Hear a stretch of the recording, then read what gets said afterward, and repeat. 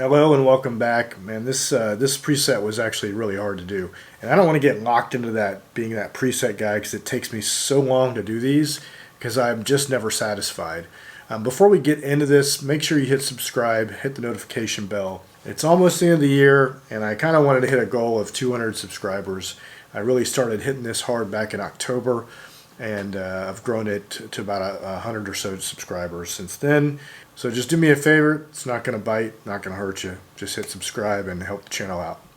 So basically what I do with all of these, and this is my disclaimer, is they're never perfect. It's really hard to do these because, you're relying on trying to figure out, different miking techniques on the records and what speakers they use, the actual amp, if the amp was, each amp varies.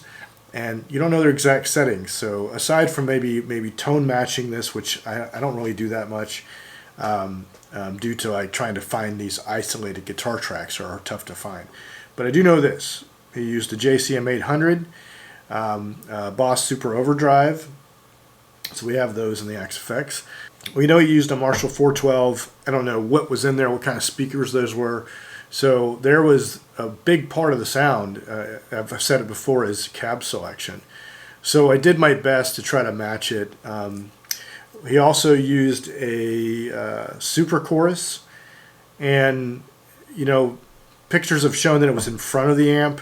I tried that. I just couldn't get the right feel to it, so I put it in the effects loop basically after the cabinet, and it kind of gave me a similar sound.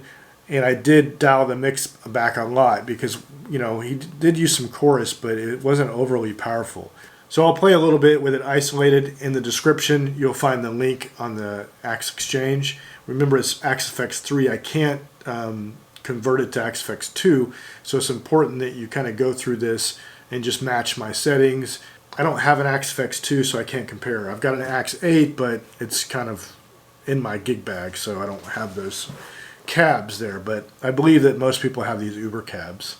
So here it is isolated. Remember, he uses a Les Paul, but he's got a different Les Paul. He's also got EMG pickups, and then he plays differently than I do. So it's not perfect, but this is just something in the style of. So don't shoot me.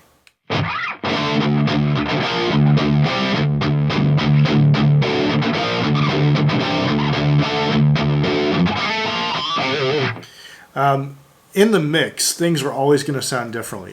In isolation, some parts just don't sound that great to me, when I'm playing it here. But it took me a long time to do this, and I think I'm just burned out from trying to figure out this tone. One of my favorite parts in that song is the pre-chorus kind of thing.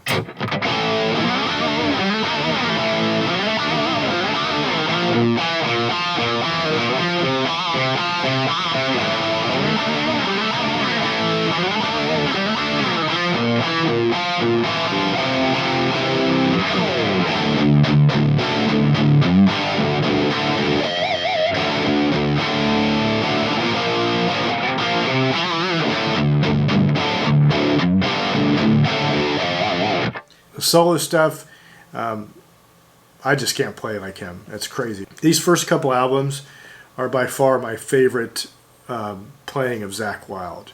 So everything on this song is tuned down a whole step from what I can gather. I used to play it in drop D in standard tuning, but the strings were pretty stiff, even on a Les Paul with a shorter scale. But I believe he's using, everything is tuned down a whole step. The rest of the album is uses E flat, or tuned down a half step. So when you're trying to match or dial in some sort of tone, even if you're not trying to match a tone, just dial it in. You got to understand the characteristics on every amp. I am by no means a Marshall expert. I never had a Marshall head. And so honestly, when I got into modeling on the Line 6 Helix, that's when I started to learn about the characteristics of Marshalls, of a true Marshall. Now I use a Bogner Ecstasy I've had for years. And a lot of those amps are just that manufacturer's take on the original Marshall circuit.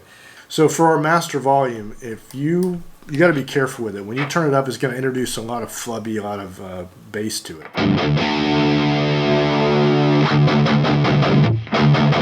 And it just gets pretty nasty. I hear like just more mid-range, low mids in there. So I'll keep it lower.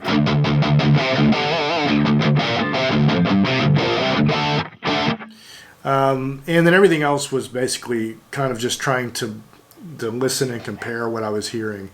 If I was dialing this in, you know, for me just to play on my own, I would probably dial things in a little differently. So a couple people have commented, you know, or have told me that, hey, this preset sounds harsh. Remember that I'm not dialing these in at a really loud volume. As you increase volume, those lows and those highs are going to become more pronounced. So just remember to keep your eyes on the presence and the treble, and then just watch your bass or your depth, and you can adjust those if you want to use some of these for live use. I honestly, this wouldn't be a preset I'd use for live. Your gain over here, I usually, what I like to do is I start out, you know, midway, and then I'll go and I'll add the drive pedal in here, and you know, I've got the trim back down to 0.8. I forgot, somebody, it might have been Leon, said there was some sort of trick that Periphery, was it Misha, had said that he likes that at 0.8 because it feels more like a real amp. Who knows? So let's go over to the drive here. What I use a lot of times with any kind of drive pedal, they all kind of react a little differently. I like to start out with just a basic boost, which is generally your level maxed and your drive down to 0. And then I just add in as I feel, right? So a lot of times, you know, when I'm playing stuff, it may sound a certain way, and I'll go, this sounds good, and then I'll try to play on it, and it just doesn't feel right. So this is when I'll kind of get the feel with the drive pedal. And then to go back, if I don't get quite enough of the tone that I get, I'll go back and I'll add some of the input drive in a little bit. So this is what I ended up with. Was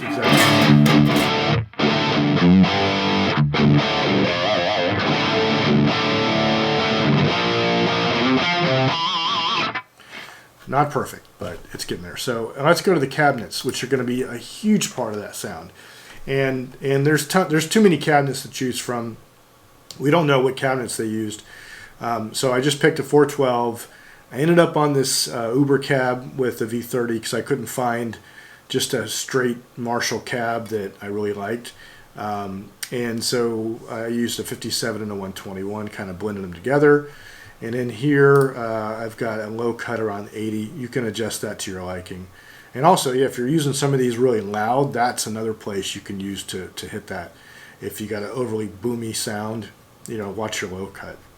So after the cabinet, I've got in the chorus, you know, you got to be careful with how much you put on here. And what I like to do is gauge how much is on there by playing single notes.